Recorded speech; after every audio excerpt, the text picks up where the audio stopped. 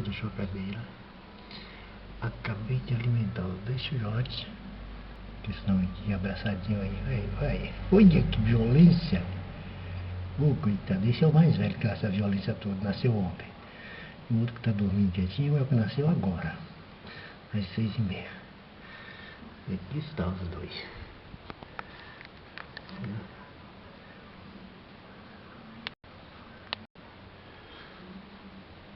Os dois, olha.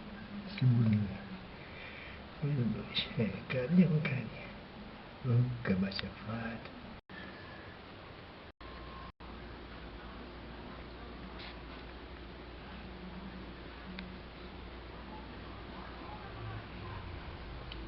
Chocadeira.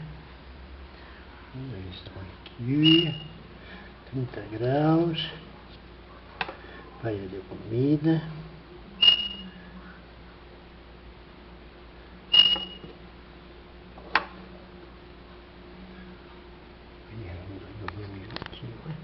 Parece de conchinha, os dois da célula. Faísquinha e faiscão. Ai, Jesus Cristo, meu Pai, 30 graus. Ai, 30 graus. Daqui a pouco ela vai para 34 a temperatura. Só levantou a cara lá, ó. Olha lá. Relaxado.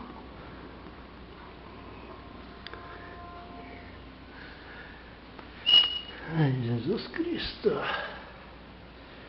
Graças a Deus. Segunda essa postura.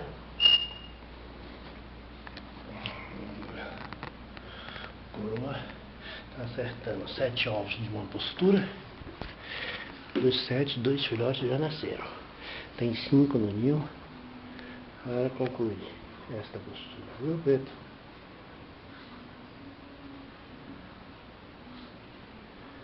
E a guardiã tá aqui, ó. Aí, ó.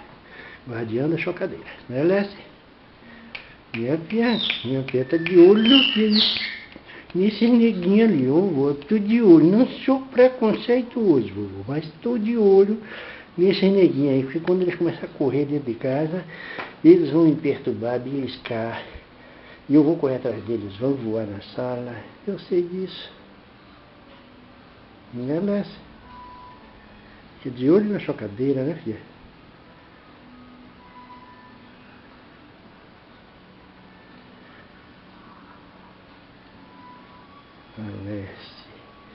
Alessi.